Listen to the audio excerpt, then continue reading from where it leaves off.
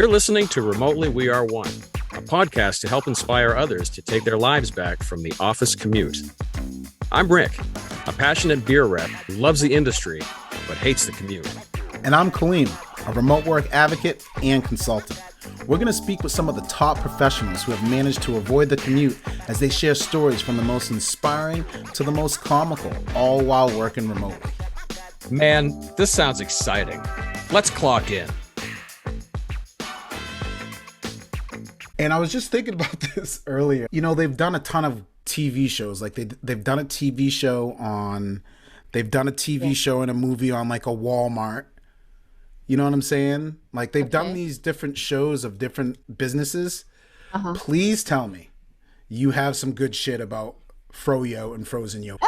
Because let me tell you one thing.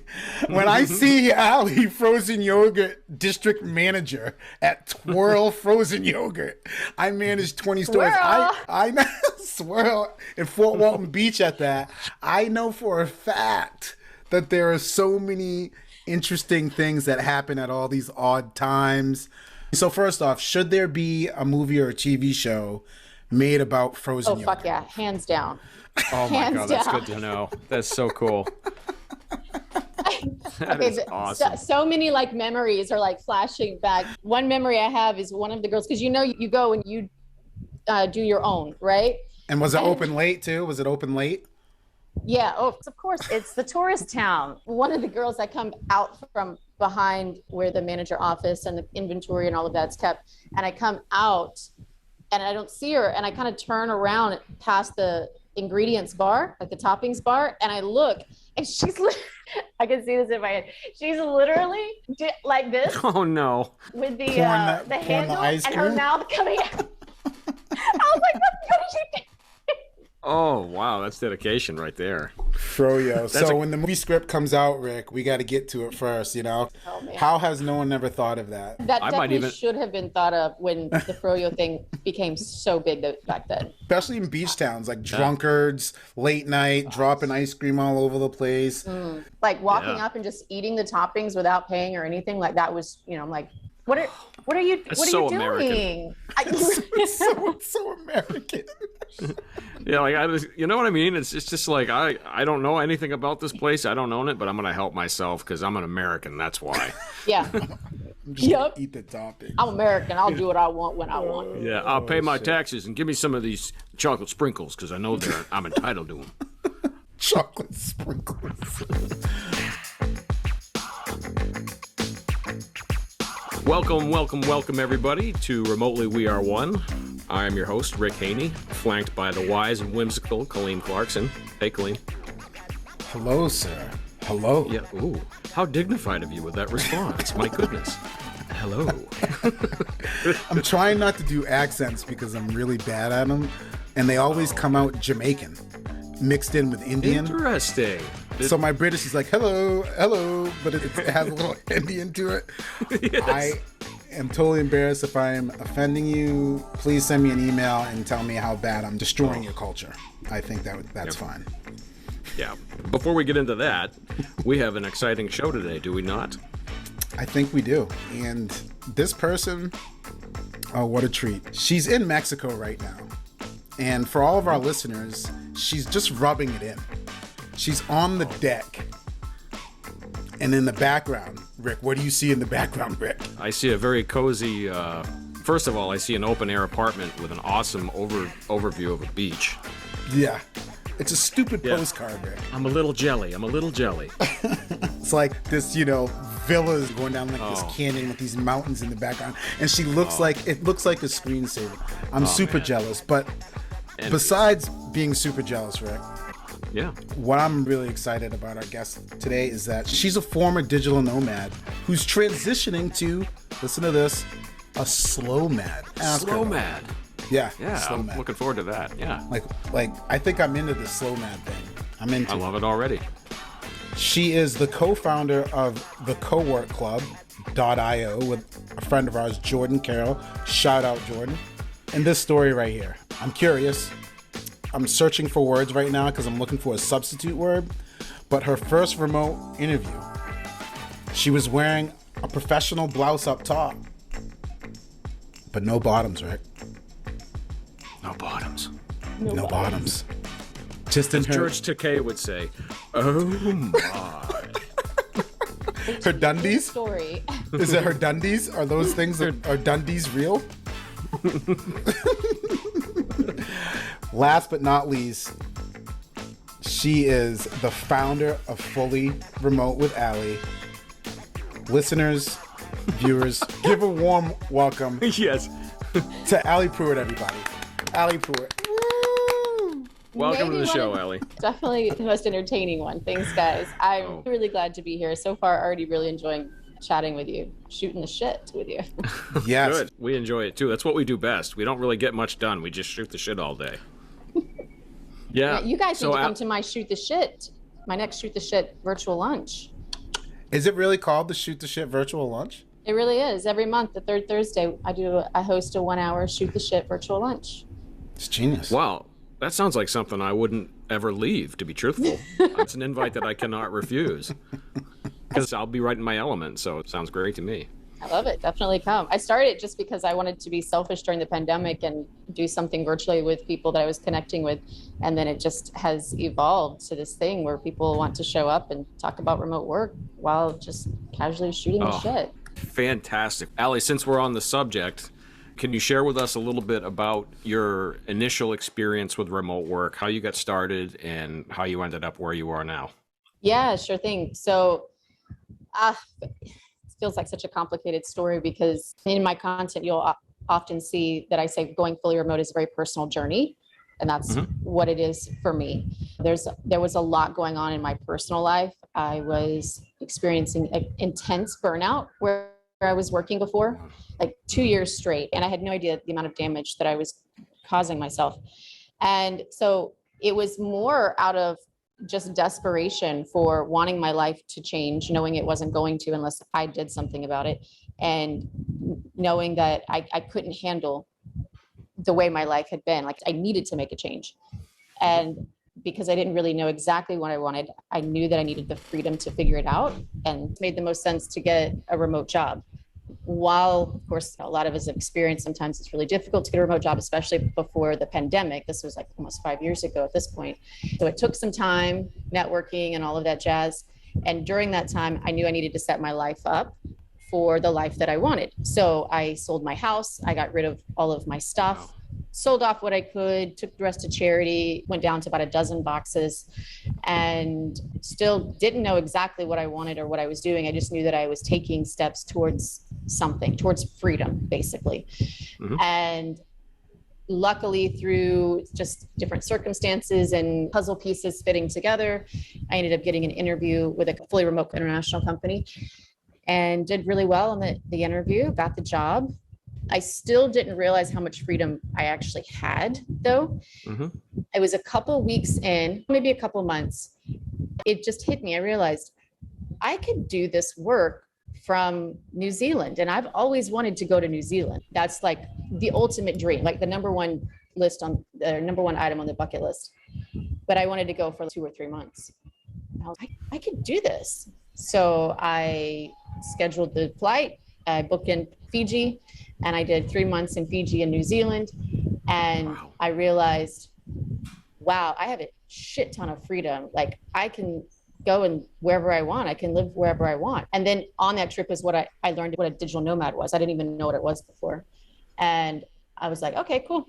I'll be a digital nomad. That sounds good. And so I just started bouncing around from country to country, and it wasn't easy in some ways, right? Like the lifestyle, the living out of a suitcase, all that was just super easy. The balancing work and life.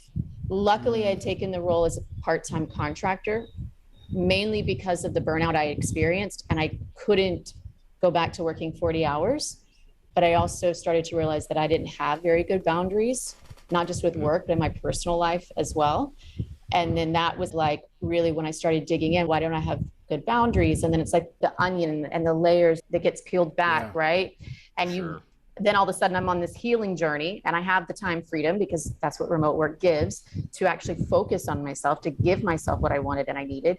And so as I grew myself, I became a better remote worker, and I ended up being one of the top implementation consultants there, and was promoted to project coordinator to oversee the service department and help them also to meet their metrics, but improve their work-life balance. So I've loved it. And now that's what I do for individuals and companies. And that was probably a lot more than what you originally asked, since it was just about the start, but that's that. No, it's all relative. It's all very important. Thank you for sharing. Yeah. Yeah. You said something. What was it specifically that made you realize that something wasn't right with those boundaries? Like, you kind of glazed over that very quickly, but I think a lot of our listeners, especially if you're new to remote work, it's easiest. I can't even imagine. I haven't been able to travel yet, but I enjoy a good beverage. I enjoy festivities a lot. I like them a lot. And I can definitely see how that could be difficult if you've never done that before. So could you give maybe some examples of what was challenging for you as someone new to being a digital nomad, and what was it that kind of made you say, okay, I have to figure this thing out? Yeah. So boundaries is a huge thing for so many remote workers, right? Like, the number one struggle with most remote workers is just simply unplugging from work. Yes. When you were going into the office, you had the commute. That was your opportunity to put your game face on going into work, right? And kind of separate, categorize your life, separate work and life. And then when you left, a bit to decompress, compartmentalize that part of your life, and then be daddy or friend or mommy, whatever you are. And without that forced boundary, you start to realize that, okay, this is really hard for me to unplug. This is really hard for me to have this boundary between work and life while working from home or remotely. So this is a huge topic with all of my clients across the board. We always are working through boundaries, and it's amazing when they first set their first boundary. I love celebrating with them when they realize that they have actually set their first boundary and followed through on it, like on enforcing it.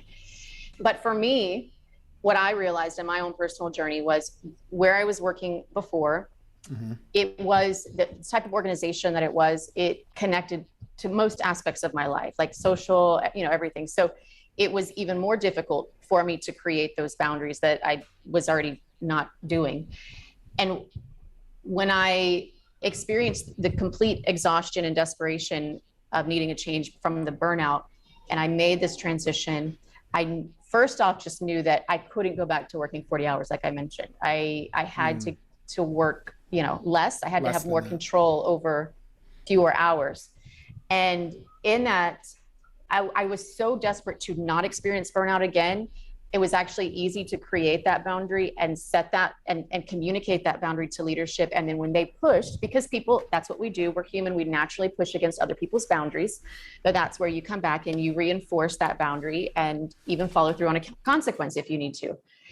And luckily I was in a company that was a safe place for me to do that. And so I was able to, when they pushed, I would push back and I would draw that line again. And it started though for me to it gave me an opportunity to really dive into why though, like, why is it so difficult for me to create these boundaries? And I started again, seeing it in my personal life, relationships, friendships, things like that. And what I realized is there were a lot of deeper issues that I now know were from childhood. So this goes all into like childhood emotional neglect and everything. It's all part of what I do with clients also. And it's realizing. So you kept digging internally to find out like, yes. Why am I having these challenges that I'm having? And so it was a really deep self-reflection is what I'm. Absolutely. Yeah. Realizing a need for external validation, especially from authority. Unable to say no, putting people first, people pleasing, all of these things are very exhausting because you're doing things that you don't want to do. You feel a sense of pressure to need to do these, have to do these. And when you're doing things that you don't want to do, it takes the joy out of doing whatever it is you're doing. And then you're living a life without joy. Yeah, it sounds so much like my story. And I've struggled in so many different jobs because I felt like I was so restricted. Whether it was my personality wasn't a fit, or I knew that I could be doing so much more as an individual that would be more fulfilling to my personal development. So that kind of leads me into my next question. A lot of these remote work consultants are focused on helping actual businesses morph into remote work, but you seem to have taken a more individualized approach from the employee's perspective. Can you talk a little bit about, how that evolved? Yeah, I'd love to. So for me, when I transitioned from implementation consultant to project coordinator, I did that because one, it was for me just my next step in my career, but two, the company saw in me that I was able to live my life traveling around, going on adventures and all of this, but also get shit done at work. And there were quite a few people that said, you're doing the job of like two people and you're kicking ass at living life as well. Like, how are you doing this? Right. I'm really good at process improvement, efficiency, and all of that stuff. So I was able to look at what I was doing, make it as efficient as possible, get focused, get my shit done, and then also be motivated by the fact that I have just designed this life that I love, which is a huge piece to this. If people enjoy their life, if people enjoy disconnecting from work, which is a very good thing, then they're going off and they're, whatever it is that they're enjoying, whether it's family time, hobbies, traveling, whatever, it's helping them to grow and expand and be happy. And they're bringing that back to work. And you will see creativity and innovation increase when this is happening. So when I got into this position as project coordinator, yes, the goal was to help them to improve and meet their metrics on an individual level as well as a team level. But the company also did believe in work-life balance. And I also knew that if they were enjoying their life, showing up first for themselves, they were going to bring their best self to work. And so a lot of it was creating automations and integrations and making the process as effective as, efficient and as effective as possible. And then it was meeting with the individual and assessing how they're working, their workflow, their work habits, things like that, and helping them to improve, coaching them. And that's why I believe that remote work, we need more coaches in these positions, not managers. We need people to coach individuals. Absolutely. And so when I lost my job and I saw what was happening in the world, my first thought was, okay, yeah, I can help companies. I'll focus on process improvement, Yep. But the more I sat with it, I realized it really still comes down to the individual. You can put the best ecosystem in place, but if you're not enabling the individual, if you're not training the individual, if you're not upskilling the individual, and if they're not happy, and again, if they're not showing up for themselves first in their personal life, then they're not going to bring their best self to work, and the ecosystem doesn't matter. So it is a focus on the individual, but it results with tremendous impacts. Right now, what I'm doing with a couple companies is I've come in and I've done the first webinar, and it's very intentional, very strategic with the first webinar. It gets a very quick win for the team, and immediately we're seeing feedback and results from the team. My work-life balance has already improved. It's easier to unplug from work. I have a better understanding of how I'm spending my time and what I need to focus on tomorrow. And that's just from one webinar, right? That's not all of the other techniques and things that I basically used with this team that I led. I'm doing this now for people. So I really love the individualized angle, and kudos to you for my partner and I, when we were doing our research in like 2012, trying to decide, hey, should we do remote work consulting, we struggled with trying to figure out which side to come from. And we ultimately chose startups and small businesses. And you get a lot of those questions that are more about individual preferences and how to cope with these different things. And I'm just so happy that there is someone like yourself out there that is focusing on the individual. So many consultants right now are focusing on the organization, which the organization has a gigantic role in the remote employee experience, a gigantic role. But at the same time, so does the individual. So it's important. I have a question. I've heard you say the phrase a ton of times. We may have our first little battle right here. Let's just see. I mean, I don't know. Let's have a look.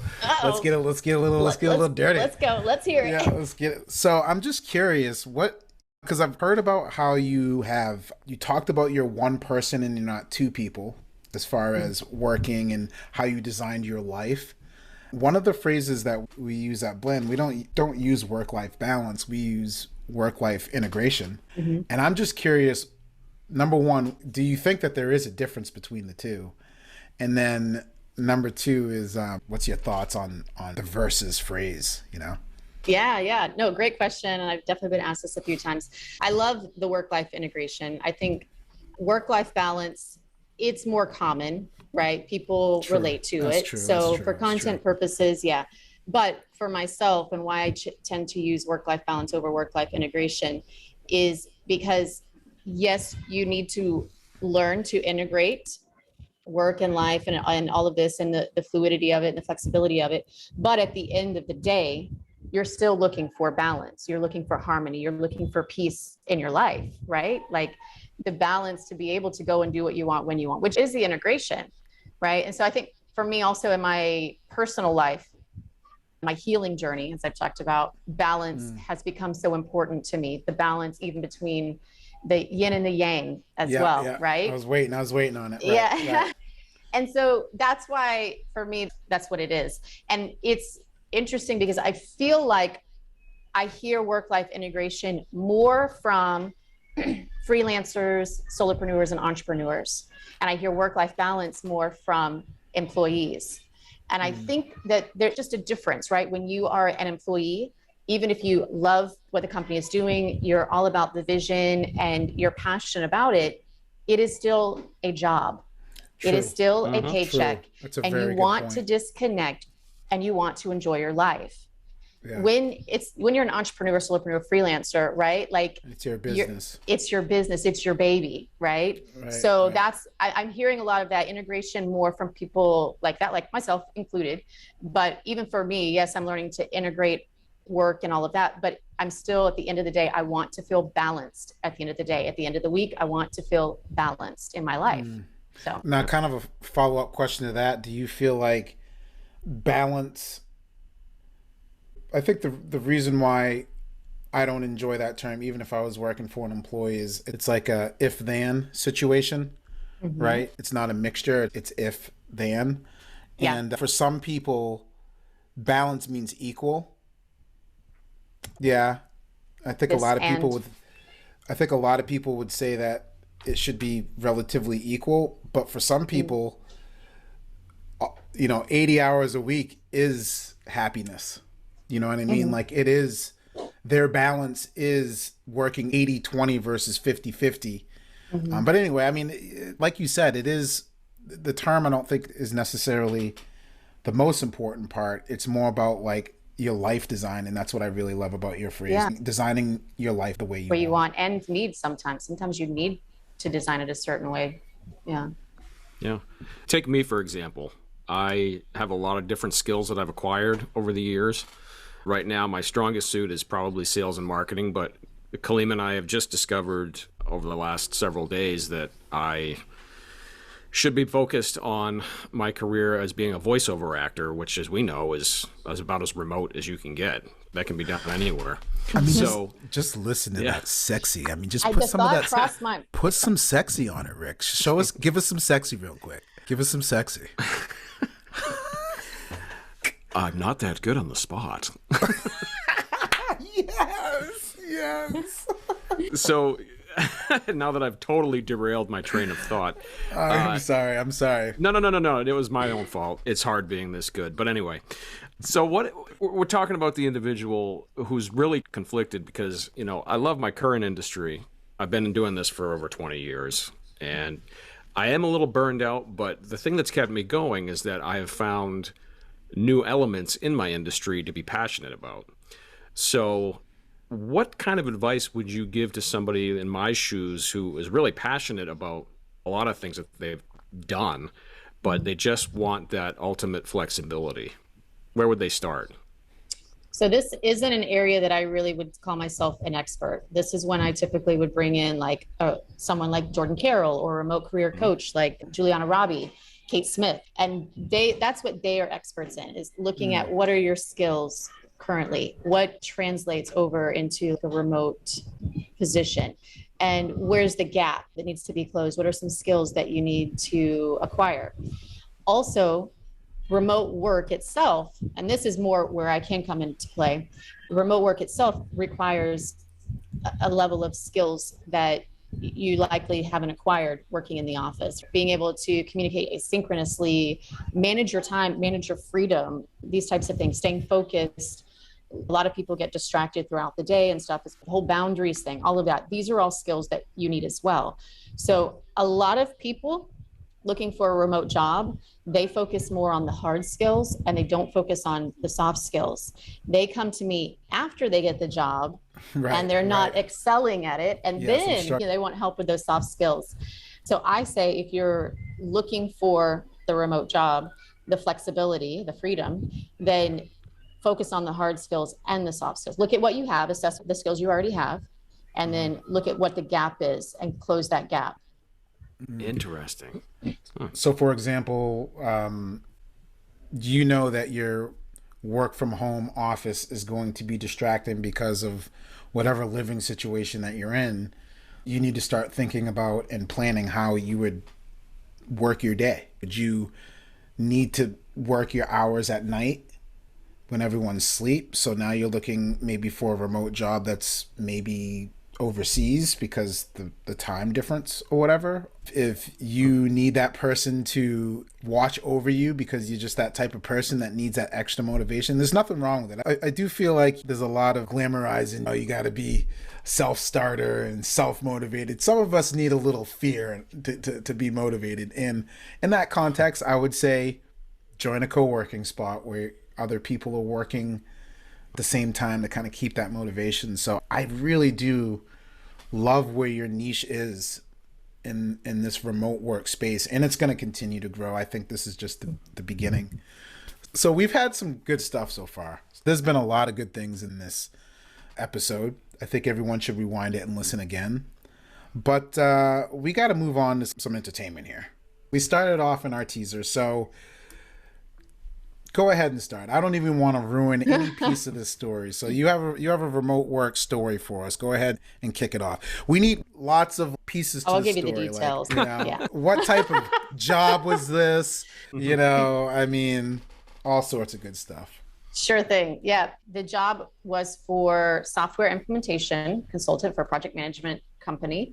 I was recommended by the salesperson. I had implemented this project management software, the company that I worked at before. He said, you would be totally great for this company. They're fully remote, female leadership, nice. Really sold it. So I'm like, I'm in. She'd done, the CEO had done a TED talk. I watched it. I was like, oh, fuck yeah, she's awesome, right? Yes. You're geeked up. You're geeked up right now. I'm totally geeked up. Totally. Yes. So I apply and I get the email saying you'd like to go ahead and do an interview today. Are you available today? Now, this email came from Cape Town, South Africa. Okay. I was in Florida at the time. All right. What a lot of people don't realize is that Florida has 2 time zones. Eastern, which is most of Florida, right? Look at you guys. You didn't even know that, right? Oh, the Alabama part. The panhandle. We call it the panhandle. The sorry. Redneck Riviera is also another term for it. Yes, now we're talking. There it is. That's my home. That's where I'm from. But no, I don't talk like that, okay? Oh. Drive real fast, Junior. Vroom, vroom. Vroom, vroom. Yes. So she sends it and it's like, okay, at this time, I don't remember what the time was now. And I looked at it and I was like, oh, cool. I have like an hour and 45 minutes. This is great. I can get up, I'll shower, do my hair, my makeup, and it'll be a nice, calm, this and that. So I respond and yeah, okay, great. And then a few minutes goes by and then they send the calendar invite. And so, there's been some time that's gone back and forth with the communication by the time I get the calendar invite. And I get the calendar invite and I'm like, this is in 15 minutes. And the part about this is that I looked a mess. I'd literally just woken up. My hair was in braids. So you have that funky braid, not the cute curl or wave, right? It's the funky braid. Is this the white girl Jamaican braid? Yeah. No. Nice. Yeah. No, the beach. Yeah. Okay, cool. Okay. So, no makeup. I sleep in just panties, undies, whatever the word I can use, panties. We're gonna stick with panties. Go with it. That's the word I use. I sleep in panties and a tank top, okay? TMI maybe, but whatever.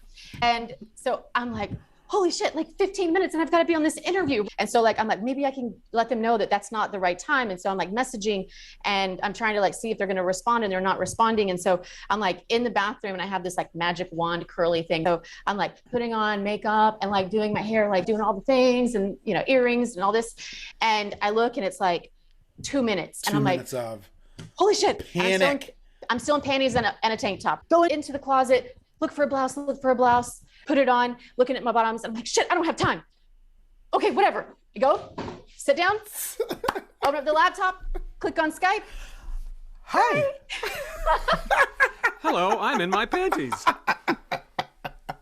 Hi, this is Ali Pruitt, live from Florida in the Redneck Riviera. Yeehaw! And what we're gonna do is, question: did you get the job? I did, absolutely.